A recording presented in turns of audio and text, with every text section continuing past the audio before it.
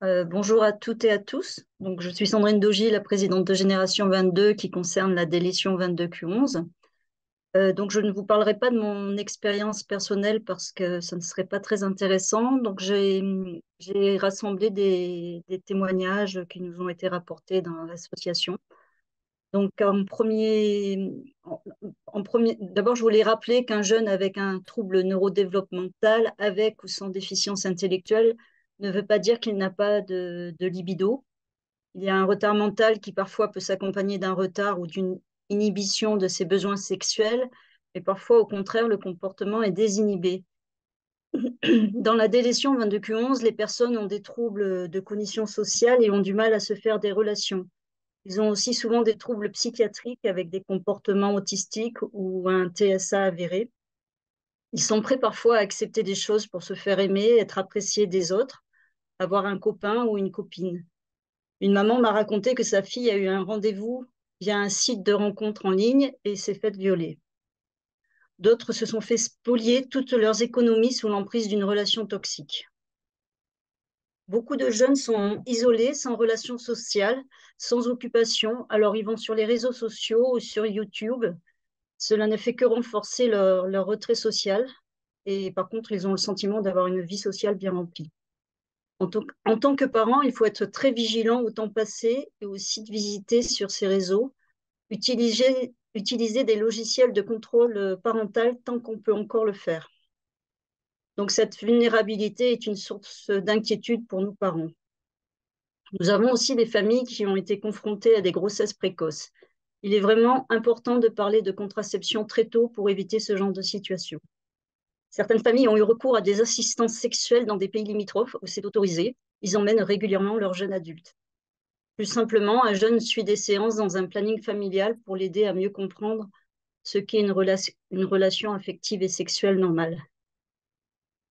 Certains jeunes ont des comportements inappropriés. Ils agressent des personnes ou ont des propos très crus. C'est d'autant plus fréquent lorsqu'ils présentent des troubles psychiatriques sévères, psychose ou schizophrénie, qui malheureusement sont assez fréquents dans nos syndromes.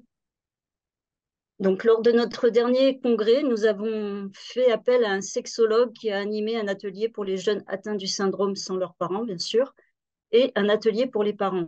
Son message pour les parents est de parler de sexualité avec des mots appropriés, ne pas utiliser de mots puérils pour désigner un sexe. Lors d'un congrès européen sur notre syndrome, une équipe de chercheurs de Genève a présenté le résultat d'une enquête sur la sexualité dans notre syndrome. Ils ont interrogé 33 jeunes atteints du syndrome et aussi un groupe contrôle de 24 jeunes. Pour les jeunes atteints du syndrome, ils ont constaté un niveau de connaissance sur la sexualité plus faible et une absence de besoin d'en savoir plus. Un tiers de ces jeunes, ne savaient pas comment réagir dans une situation d'abus sexuel ou comment gérer une menace d'abus sexuel. Ils ont signalé que cette absence de connaissance sur la sexualité exposait les jeunes à un risque plus élevé de contracter une maladie sexuellement transmissible, des grossesses précoces ou de se trouver dans des situations d'abus sexuels. Donc, leurs recommandations sont d'expliquer quelle est la différence entre les relations amicales et les relations sexuelles, la séduction. Pour les relations sexuelles, d'apprendre les lieux appropriés pour le faire, d'apprendre les différents termes en lien avec la sexualité, les différents actes sexuels, parler de contraception et comment bien l'utiliser, parler de consentement, sortir du tabou la masturbation avec un rappel de son intimité et une éducation autour de sa pratique. Voilà, ce sujet peut paraître difficile à aborder avec nos enfants, même si c'est vrai que quel que soit l'enfant, qu'il soit ordinaire ou handicapé, mais la difficulté de compréhension et aussi parfois les troubles d'opposition peut rendre encore plus difficile cet échange avec notre enfant. Sans doute, comme beaucoup d'autres sujets, il faut en parler à plusieurs reprises, revenir sur le sujet. Mais il est important d'être attentif et de ne pas mettre sous le tapis ce sujet parce que gênant. Voilà, c'est tout ce que je voulais dire aujourd'hui. Bonjour à tous et à toutes en tout cas. Peut-être que vous me verrez apparaître à un moment donné. Donc on nous a. Je commence Marie-Noël ou comment Oui, je fais? oui, Comment oui, on oui, fait? vas-y, Commence, commence ouais. et puis. Allez.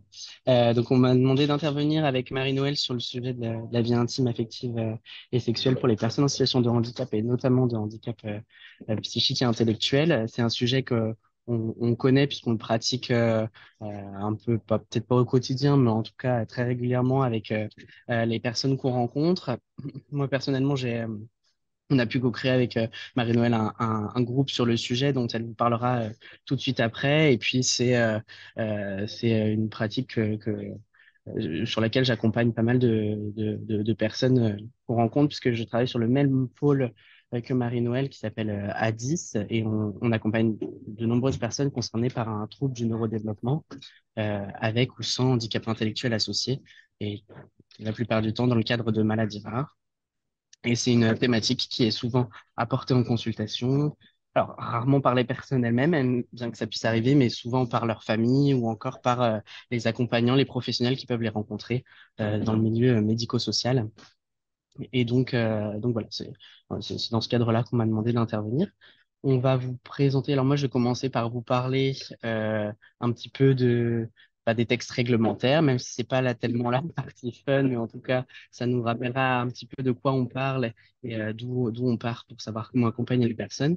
Et puis ensuite, on parlera précisément du groupe que Marie-Noël et moi, puis maintenant d'autres peuvent tenir sur le service.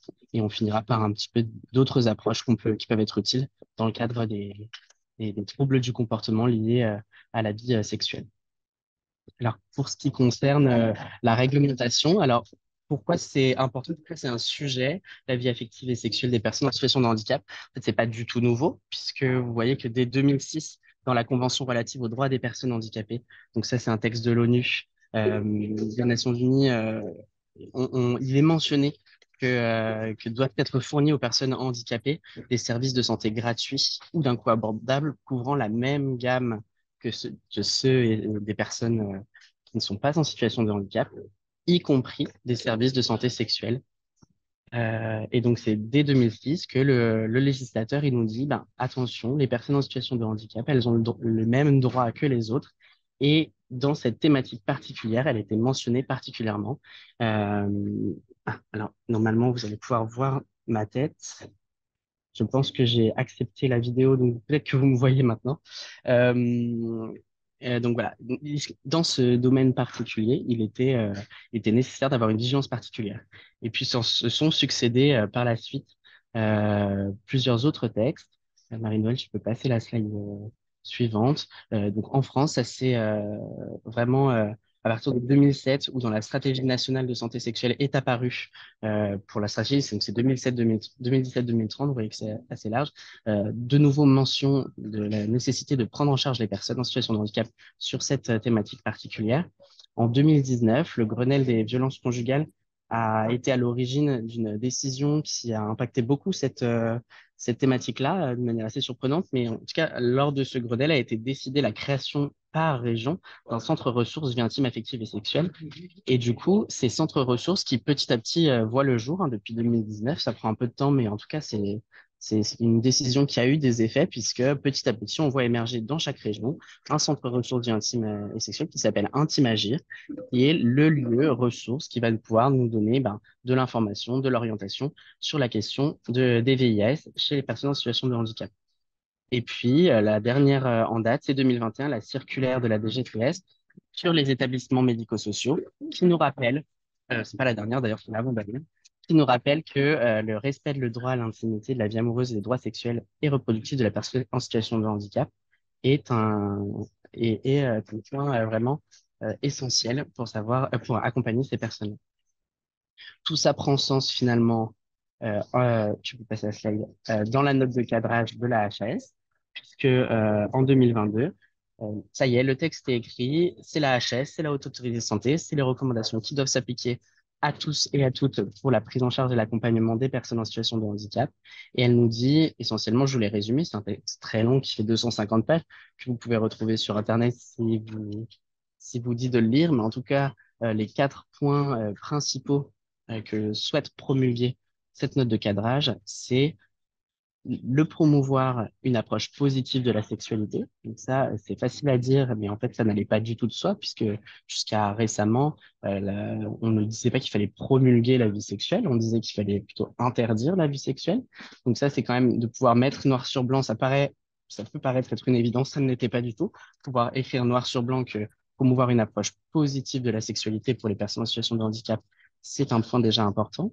La deuxième chose, c'est de pouvoir euh, prendre en compte les besoins et les attentes des personnes en situation de VIH et que cette prise en compte doit être personnalisée et inscrite dans l'organisation de la structure. Donc là, on parle des personnes qui vivent en institution, qui vivent en établissements médico-sociaux, euh, quoi faire ou comment les accompagner sur le plan de la vie affective intime et sexuelle doit faire partie de son projet personnalisé, doit être inscrit dans les fondamentaux de sa prise en charge.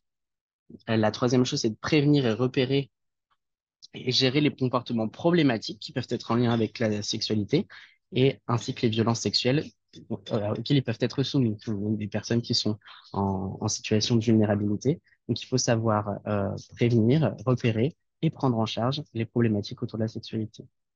Et puis enfin, sur le plan de la santé sexuelle, savoir prévenir et réduire les risques et dommages en lien avec la sexualité. Il n'est plus question de fermer les yeux et de dire ça n'existe pas et ça ne doit pas exister, mais il est question de dire ça existe, ça doit se faire, ça va se faire. Et donc, on va tous se mettre d'accord ensemble sur comment au mieux accompagner la vie affective et sexuelle des personnes qu'on accompagne. Voilà. Hop. Ce qu'on retient, c'est donc ce que je viens de dire depuis 5 minutes. On a fini avec les textes de loi, ça y est, c'est derrière nous. Ce qu'on retient, c'est qu'il est interdit d'interdire. Euh, Malheureusement, pendant trop longtemps, on a eu cette réponse. Hein. Donc, donc d'abord, c'était donc ça ne doit pas exister. Donc, quand il y a des comportements sexualisés, il faut les faire disparaître. Et puis ensuite, quand on s'est rendu compte que c'était pas tout à fait opportun de répondre ça, souvent ce qui était envoyé, c'est bah oui, mais alors c'est pas à nous de le faire, c'est pas à nous de le gérer, ce sera géré par d'autres. Donc ça, non, c'est fini. Il est interdit d'interdire. Et puis oui, ce sont aux établissements médico-sociaux et aux professionnels de santé de savoir accompagner ces personnes-là dans le terrain de la vie affective et sexuelle. Donc si on peut pas interdire, qu'est-ce qu'on fait? Eh ben, on en parle. Le point numéro un, c'est effectivement de pouvoir ouvrir le sujet et donner de l'information euh, sur, euh, sur cette thématique-là. Je crois que c'est à toi, Marie-Noël, après. Je me Tout à souviens fait. plus. Merci, Parfait. Guilhem. Donc, effectivement, comme le docteur Bonazzi vient de le dire, il est interdit d'interdire. Et donc, l'idée, c'est de pouvoir en parler. Et merci, Sandrine, d'avoir, en préambule, rappelé que pour toute personne qui présente un trouble du neurodéveloppement, avec un trouble du développement intellectuel ou pas, il y a développement de la sexualité. Parce qu'on a parfois tendance à faire cet amalgame, effectivement, que quand il y a un décalage important entre l'âge chronologique et l'âge de développement de la personne, alors on se dit qu'il n'y a pas le développement classique, entre guillemets, de la sexualité. Or, ce n'est pas le cas. Et donc, qu'est-ce qu'il faut faire à ce moment-là? C'est pouvoir en parler. Donc, ici, l'idée, c'est de vous présenter de manière assez brève, mais un programme d'éducation thérapeutique qu'on a mis en place avec Guilhem sur notre pôle pour justement essayer d'échanger avec les jeunes, hein, peu importe l'âge, sur la sexualité, la vie affective, qu'est-ce que c'est et comment on peut l'aborder avec eux. Donc notre groupe, il s'appelle Kiffe ta vie intime parce qu'on trouvait ça sympa de donner un nom un peu punch. Et donc ce groupe d'éducation thérapeutique en fait fait partie d'une éducation d'une éducation thérapeutique pardon plus générale. Donc il y a plusieurs modules et là on va vous présenter spécifiquement le module sur le fait de discuter de la vie affective et intime. Donc, on a 12 séances. Ici, je vais vous dire un petit peu ce qu'on fait dans chaque séance pour vous montrer finalement la progression et ce qu'on peut aborder avec les différents participants. Lors de la première séance, on va vraiment s'intéresser à la présentation de chacun, donc tant les professionnels, les thérapeutes que chaque personne du groupe. Il faut savoir que dans ce groupe, on a à la fois des hommes, des femmes, et on va plutôt essayer de mixer le groupe en fonction du niveau cognitif des personnes, d'accord? C'est pas que réservé aux hommes ou que des groupes femmes. On va vraiment essayer de faire un groupe homogène plutôt sur le plan cognitif. Bien sûr aussi au niveau de l'âge, c'est-à-dire qu'on n'a pas des majeurs avec des mineurs. En tout cas, on essaye dans la majeure partie des cas. Et donc, cette première séance permet vraiment à tout le monde de se présenter, donc y compris aux jeunes entre eux, et aussi d'établir des règles de groupe, parce que c'est vraiment très important de pouvoir se dire, OK, dans ce groupe-là, en plus, c'est un sujet qui peut être un peu tabou, qui peut être un petit peu compliqué. Donc, on met en place des règles de groupe, mais des règles de groupe qu'on va co-construire avec les jeunes. C'est-à-dire que ce n'est pas nous, thérapeutes, qui allons imposer nos règles. S'il y a des règles qui ne sont pas émises et qu'on trouve importantes, on va pouvoir les redonner. Mais généralement, tous les groupes qu'on a pu faire, c'est tous les jeunes qui nous ont donné les règles, et d'ailleurs des règles tout à fait intéressantes, notamment ne pas couper la parole, chose auxquelles nous on aurait pensé, mais les jeunes tout de suite y pensent, se respecter, ne pas se moquer par exemple, ça fait vraiment partie des règles qui sont importantes. Cette première séance, elle scelle vraiment l'alliance thérapeutique entre les jeunes et les thérapeutes, donc elle est vraiment importante, c'est pour ça que j'en parle aussi de manière un peu plus longue. Lors de la deuxième séance, finalement, on va revenir sur qu'est-ce que les relations de manière générale. Parce que oui, on va parler de la vie affective et de la vie sexuelle, mais c'est important aussi de revenir sur le fait qu'effectivement, avant de dire on a le droit de faire ça, on n'a pas le droit de faire ça, ok, mais avec qui on va avoir le droit de le faire et quels sont finalement ce qu'on appelle nos cercles sociaux. Donc, quels sont les types de relations sociales qu'on peut avoir. Et cette deuxième séance va vraiment être liée à ça pour essayer de développer et de définir tous ensemble quels sont nos cercles sociaux, mais voir aussi que chacun peut avoir des cercles sociaux qui sont un peu différents. Avec les jeunes, on se rend compte qu'on ne met pas tous les mêmes personnes dans les différents cercles sociaux, mais ça permet aussi à chaque jeune de se dire, OK, avec cette personne-là, je peux être plus proche, avec cette personne-là, bah non, ça ne va pas être possible. Donc, on va dire mettre les bases sur quelles sont les relations sociales qu'on peut avoir, euh, qu'est-ce qui existe finalement, pour ensuite avoir la base de les relations affectives et sexuelles, finalement avec qui on va pouvoir y avoir le droit. Lors de la troisième séance, on va vraiment rentrer cette fois dans le vif du sujet et on va discuter avec les jeunes de à quoi ressemble mon corps. Et là, c'est important de dire ce qu'on avait déjà eu plusieurs fois, la question. On va vraiment s'intéresser au corps féminin et au corps masculin et en faisant participer tout le monde. C'est-à-dire que voilà, l'idée, c'est que qu'on soit un homme, qu'on soit une femme, on va finalement s'intéresser au corps des deux personnes. Quels sont les corps qu'on peut avoir effectivement face à nous, comment ils sont, comment ils fonctionnent, comment ça marche et à quoi ça ressemble. Et donc effectivement, bah, à quoi ça ressemble, mais la quatrième séance, pardon, va être plus focalisée sur comment ça marche, avec là les choses vraiment très pratico-pratiques, hein, et des jeunes qui vont parfois pas avoir notion de ces aspects-là. Et donc l'idée, c'est vraiment voilà, toujours dans le côté du respect, expliquer comment ça fonctionne chez une femme, comment ça fonctionne chez un corps masculin plutôt, qu'est-ce qu'on ressent à ce moment-là et comment on peut aussi avoir, par exemple, une éjaculation, qu'est-ce que c'est, à quoi ça correspond, etc. On va vraiment rentrer dans les détails pour que les jeunes puissent avoir ces différents types de connaissances. Une fois qu'on a réfléchi ensemble à comment fonctionne le corps, on va vraiment plus parler cette fois des rencontres amoureuses et du désir. Vous vous souvenez, au début, on avait parlé des cercles sociaux. Et l'idée ici, c'est de voilà, se dire, OK, dans le cercle social de l'amoureux, finalement, ou des personnes qu'on va désirer, qu'est-ce que ça veut dire, qu'est-ce que c'est et comment on fait en pratique pour rencontrer quelqu'un. Et est-ce qu'il y a une différence aussi entre désirer quelqu'un, avoir envie d'eux, et puis l'amour? Et ça, c'est une séance qui est souvent assez importante parce que ça permet justement de dissocier le fait effectivement d'être amoureux, le sentiment amoureux et le désir qu'on peut ressentir par moment sans pour autant avoir des sentiments amoureux. La séance numéro 6 est une séance qui est très importante. Bien sûr, elles sont toutes importantes, mais celle-ci l'est peut-être d'autant plus. C'est vraiment une séance où on va parler du consentement, de l'importance du consentement entre les personnes. Et ici, on a un peu évolué au cours de nos groupes parce qu'au début, on parlait vraiment spécifiquement, en tout cas plus, j'avais moi la sensation du consentement au moment de l'acte sexuel. Et en fait, on a un peu élargi parce que voilà, l'idée, c'est que le consentement, c'est partout, à tous les moments. Et donc, on va aussi discuter et faire des jeux de rôle. Et ça fonctionne bien avec les jeunes sur voilà, le consentement, à quel moment c'est. Et en fait, c'est dans la vie de tous les jours aussi. Il faut demander si on a envie de faire un bisou à quelqu'un ou de tenir la main à quelqu'un. Là aussi, on n'est pas dans l'acte sexuel en tant que tel, mais pour autant, le consentement, il a toute son importance.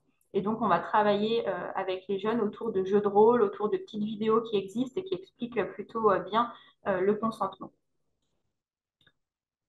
La séance 7 et 8, on a parlé de voilà, comment finalement, qu'est-ce que c'est l'amour, qu'est-ce que le désir et le consentement. Et là, on va rentrer dans le sujet plus spécifique de OK, comment on fait pour entretenir une relation intime et établir finalement une relation intime, comment ça se passe si on souhaite être en couple avec quelqu'un ou avoir une relation intime sans forcément être en couple. C'est important aussi de faire la part des choses, parce que des jeunes demandent, se posent cette question-là. Est-ce qu'on peut avoir une relation intime uniquement avec quelqu'un avec qui on est en couple? Donc, c'est un aspect qui nous semblait vraiment important. C'est pour ça qu'on le fait sur 2 séances pour vraiment revenir sur toutes les questions que peuvent avoir les jeunes à ce moment-là. La séance numéro 9, on va vraiment parler spécifiquement de qu'est-ce que faire l'amour, qu'est-ce que l'acte sexuel finalement à proprement parler. Et l'idée ici, c'est toujours d'échanger autour de ce que les jeunes peuvent nous apporter. Je ne l'ai pas dit au début, mais dans ce groupe, comme on sait que c'est un sujet qui peut être un peu tabou, on a fait le choix avec Guilhem de créer on a appelé ça une Q-box pour que les jeunes, en fait, ils puissent poser leurs questions, mais de manière anonyme en fin de séance. Donc, ils écrivent sur des petits bouts de papier, ils mettent dans notre Q-box qui est customisé. Et à la séance suivante, on va répondre aux questions. Ça permet peut-être aux jeunes qui ont pas envie de poser la question voilà, de but en blanc comme ça devant les autres camarades, de pouvoir le faire dans la Q-box. Et nous, on reprend après, et comme ça, c'est fait de manière totalement anonyme. Et j'y pense à cette séance-là parce qu'on a souvent pas mal de questions pour cette séance-là et de manière anonyme parce qu'ils n'ont pas envie d'être exposés et de poser leurs questions voilà, de but en blanc à leurs camarades de séance. La séance numéro 10, on va parler plus spécifiquement, Sandrine en a dit un mot tout à l'heure, hein, mais de l'importance de la contraception. Qu'est-ce que c'est la contraception? Voilà, quelle forme ça peut prendre, et aussi de la santé sexuelle, c'est-à-dire on va parler des maladies sexuellement transmissibles, comment on fait pour se protéger, quelles sont-elles, etc. Et là, on a créé un petit jeu, comme un jeu de loi. Finalement, on va tous répondre un petit peu à des questions, les thérapeutes aussi. Et donc, comme ça, on participe tous et on essaye de réfléchir ensemble aux questions qu'on peut voilà, avoir par rapport à cette santé sexuelle, à la contraception. Et puis, ça permet aussi aux thérapeutes parfois de se remettre un peu les idées en place. Les jeunes voilà, sont contents, je dirais, qu'on participe aussi à ce petit jeu à ce moment-là. La séance 11, donc c'est l'avant-dernière séance, dans le cadre en fait, de notre groupe d'éducation thérapeutique. Comme on est un centre de référence maladies rares, on s'intéresse aussi, en tout cas c'était important pour nous, de faire le lien potentiellement s'ils le souhaitent, parce que je dirais que c'est une séance qui est un peu en fonction de la volonté aussi des jeunes de pouvoir en parler, le lien entre parentalité et génétique, c'est-à-dire, voilà, j'ai ce syndrome génétique-là, est-ce que j'ai potentiellement plus de difficultés au plan de la sexualité ou pas. C'est des questions qui peuvent être mises au goût du jour par les jeunes, qui peuvent nous les poser soit en individuel, soit en groupal. Et donc, c'est important de pouvoir ici leur laisser l'espace d'en parler, mais s'ils le souhaitent, ici, c'est-à-dire que voilà, on ne les oblige pas à vouloir à dire quels sont leurs syndromes, s'ils veulent en parler, etc.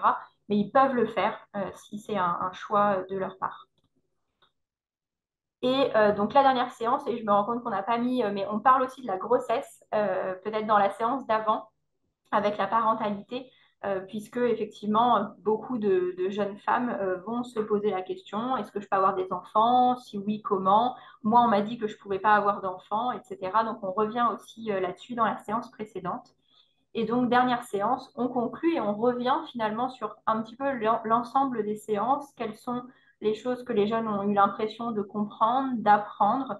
Est-ce qu'il y a des choses qui leur ont manqué aussi? On fait un petit retour dans ce sens-là. Et, euh, et donc, on conclut cette séance.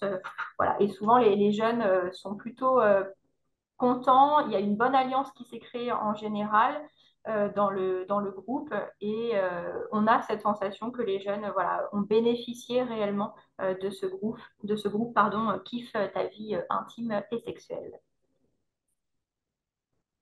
Et Guilhem, je te relaisse la parole. Ouais. Il y a une question dans le chat sur le nombre de participants. Au-dessus de 6, c'était compliqué, je crois.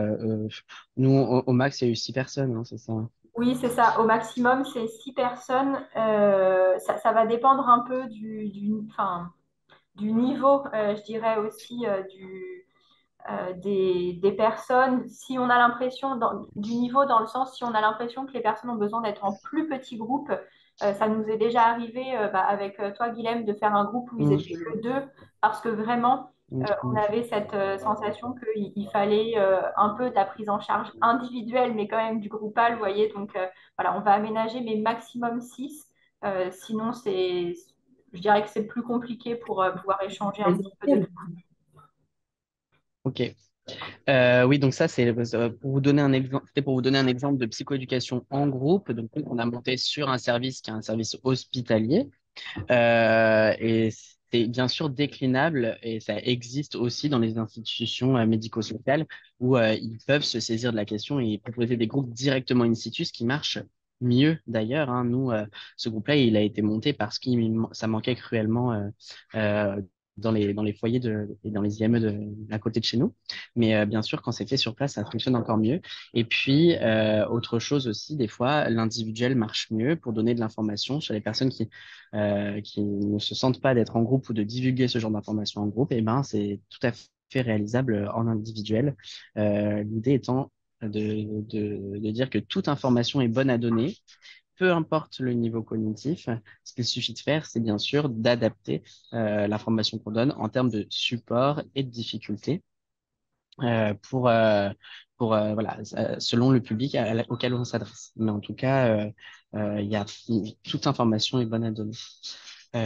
Au-delà de la psychoéducation, au-delà de l'information, on souhaitait vous parler aussi de prise en charge comportementale, puisque du coup, si la vie affective et sexuelle doit être abordée de manière positive et faire partie du quotidien des personnes, il arrive que certains comportements sexualisés posent problème, soit et prennent la forme de comportements des filles ou de comportements inadaptés.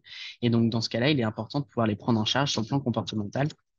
Et ça doit se faire au quotidien par toutes les personnes qui entourent la personne concernée. Ce qu'on avait l'habitude de se dire, c'était que les personnes arrivées à l'âge pubère voyaient apparaître des troubles du comportement en lien avec la sexualité. Ça, c'est une phrase qui est nécessaire de remettre en cause. Je ne pense pas que la puberté et l'avancée en âge soient égales à l'apparition de troubles du comportement sexualisé. Je pense qu'en revanche, c'est une période d'apparition et d'émergence de nouveaux comportements. Comme toute période de la vie, vos enfants ils grandissent et ils vont se forger petit à petit des nouveaux comportements en fonction de leur âge, en fonction de ce qu'ils rencontrent. La sexualité en fait partie. Arrivé en âge pubère, il va y avoir apparition de nouveaux comportements.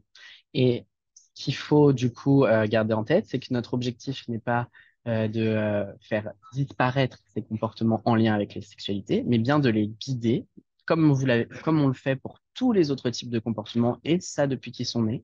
L'objectif est donc de guider les jeunes vers quels sont les comportements qui sont adaptés et quels sont les comportements qui sont inadaptés pour espérer que petit à petit, tout ce qui est inadapté soit de moins en moins utilisé, soit de plus en plus rare, finisse par disparaître petit à petit, au profit de comportements sexualisés qui sont appropriés au contexte. On peut, voilà. Notre objectif, ça doit être celui-là. Comment faire? pour petit à petit faire glisser vers des choses appropriées. Alors, la prise en charge comportementale, finalement, que ce soit dans la sphère de la sexualité comme dans toutes les autres sphères, il n'y a pas tellement de spécificité au comportement sexualisé. On est dans les mêmes logiques que pour tout comportement qui peut potentiellement être inadapté en société. Donc, c'est-à-dire qu'on fait de l'analyse comportementale. On essaie de comprendre dans quoi s'inscrit le comportement qu'on observe. Par exemple, une masturbation dans les parties communes d'un établissement qui est inadapté par le caractère finalement public de la masturbation et pas par la masturbation en elle-même. On essaie de savoir qu'est-ce que ça veut dire, ce comportement qu'on observe. La personne, elle se frotte les parties génitales.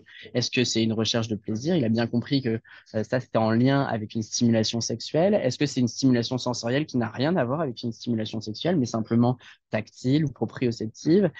Est-ce que c'est des comportements qui entraînent habituellement une réaction de la part des personnes qui sont autour et donc est assez efficace pour demander de l'attention? Donc, on est dans l'analyse du comportement, on essaie de comprendre dans quel contexte il s'inscrit et pourquoi il apparaît à ce moment-là.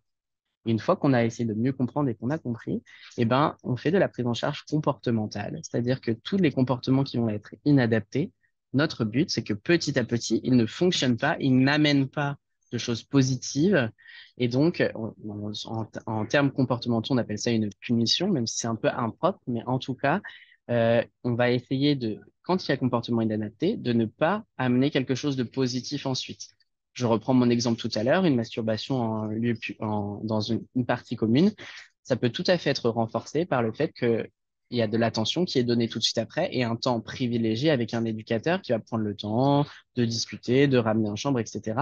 Et donc finalement, le comportement masturbatoire en lieu public va se renforcer parce que derrière, il se passe quelque chose de renforçant pour le comportement. Donc ça, il va falloir être bien vigilant à analyser ce qui se passe tout de suite après le comportement et faire en sorte que ce qui se passe tout de suite après ne soit pas renforçant. À l'inverse, si on essaye de faire disparaître quelque chose, c'est très difficile, comme on l'a dit tout à l'heure. Donc ce qu'on peut espérer faire, c'est faire dévier et substituer ce comportement inadapté par un comportement qui est dit approprié. Donc, face à si on a un comportement sexualisé qui est inadapté parce qu'il y a du monde autour, il faut le substituer par quelque chose qui est adapté. Si le comportement c'était pour une recherche de plaisir sexuel, on va guider dans un espace privé et encourager au fait que la masturbation se passe dans un espace privé. On ne peut pas espérer juste en disant que c'est interdit, qu'il ne faut pas le faire, que le comportement se dévie. Il va falloir qu'on puisse guider vers le comportement qui est le plus approprié et être très systématique dans la réponse qu'on apporte. Donc, quand les comportements sont appropriés, il faut qu'ils soient permis. Il faut qu'il y ait du permis à un endroit. Si on essaye de tout interdire, finalement, tout aura la même valeur pour la personne. Tout est interdit partout. Donc, finalement, dire ça, c'est plus interdit que ce comportement-là est plus interdit qu'un autre, c'est très compliqué. Donc, du coup, il faut vraiment qu'il y ait du permis quelque part et que petit à petit, on arrive à faire dévier le comportement interdit vers le comportement permis. Ça, souvent, la prise en charge comportementale pure, ça fonctionne assez bien. On arrive petit à petit. Alors, c'est pas du jour au lendemain, ça peut prendre du temps et il faut vraiment que les réponses soient systématisées. Comme vous le savez sûrement, nos jeunes, en tout cas nous les jeunes qu'on rencontre, ils ont des difficultés à généraliser. C'est-à-dire que si à la maison, ils ont bien appris que les comportements masturbatoires, c'était dans la chambre et c'était pas dans le salon, eux, ça va être difficile pour eux de se dire que, ah bah tiens, au foyer, c'est dans ma chambre et pas dans le salon. Parce que c'est pas le même environnement. Donc en fait, faut tout apprendre. À la maison, c'est dans telle pièce, pas dans telle pièce, pas dans telle pièce. Au foyer, c'est dans telle pièce, pas dans telle pièce, pas dans telle pièce. La généralisation va être compliquée. Donc, du coup, il va falloir répéter l'apprentissage et toujours être ferme sur ne pas renforcer ce qui est inadapté et guider vers un comportement qui est plus adapté. Et c'est dans la répétition que ça va rentrer. Il arrive que dans certaines situations, malgré une prise en charge comportementale bien conduite, on ne s'en sorte pas et que des comportements sexualisés persistent, peuvent être dangereux pour la personne, la mettre en difficulté parce que si on a par exemple des conduites de frottage sur des matières qui sont irritantes, les personnes peuvent se blesser. Ça peut être dangereux également pour les autres si la personne n'est pas en mesure de se renseigner ou de comprendre la notion de consentement. Elle peut avoir des comportements sexualisés envers d'autres personnes qui ne le souhaitent pas. Donc, certains comportements peuvent devenir dangereux. Et dans ce cas-là, une approche médicamenteuse est possible, peut être proposée. Alors, l'approche médicamenteuse, c'est un peu délicat puisqu'il n'y a finalement, c'est peu encadré. C'est pas très bien encadré. C'est assez étonnant d'ailleurs. La médication pour essayer de faire diminuer les comportements sexuels, elle ne nécessite pas d'avis pluridisciplinaire, elle ne nécessite pas de commission, etc. Ça peut vraiment être mis en place par un médecin, même généraliste, ou la plupart du temps, c'est quand même un psychiatre, mais en tout cas, il n'y a pas de règles qui encadrent vraiment très précisément cette médication. Ce qu'on sait, c'est que qui, qui peut être utile et on peut démarrer par ça, c'est une médication dite anticompulsive. En vérité, c'est des traitements antidépresseurs qui sont de la famille des ISRS, les inhibiteurs sélectifs de la recapture de la sérotonine. C'est les antidépresseurs les utilisés le plus fréquemment, qui ont comme effet secondaire de pouvoir parfois baisser la libido ou faire baisser les érections. Donc c'est quelque chose qui est très embêtant. On essaye de soigner quelqu'un d'un épisode dépressif et qui là, du coup, en fait, va être finalement un effet secondaire qu'on va essayer de rechercher en prescrivant cette médication. Et parfois, ça fonctionne puisque des gens très sujets aux effets secondaires peuvent avoir des effets secondaires sur la libido importants et du coup, une diminution de leur comportement sexualisé. C'est peu satisfaisant, mais en tout cas, ça peut aider à passer un certain cap, faire diminuer la libido et donc les comportements. Et puis, si ça ne fonctionne pas, on a aussi la possibilité de proposer des médications anti-hormonales.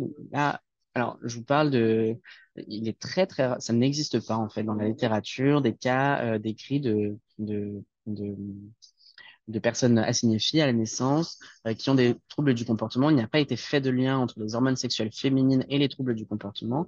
Donc, on ne retrouve pas tellement d'indication à une médication anti-hormonale du côté des hormones féminines. En revanche, il a été proposé de pouvoir diminuer la sécrétion de testostérone pour faire diminuer les comportements des filles. Et ça peut marcher. Et donc, voilà, je vous ai mis les noms, mais en tout cas, on bloque la sécrétion de l'hormone hypophysaire, donc dans le cerveau, qui du coup bloque la sécrétion de testostérone dans les testicules. Et ça peut avoir pour effet, en fait, ça a pour effet de diminuer largement les comportements sexualisés, la libido, les érections. C'est ce qu'on appelle une castration chimique, en fait, hein.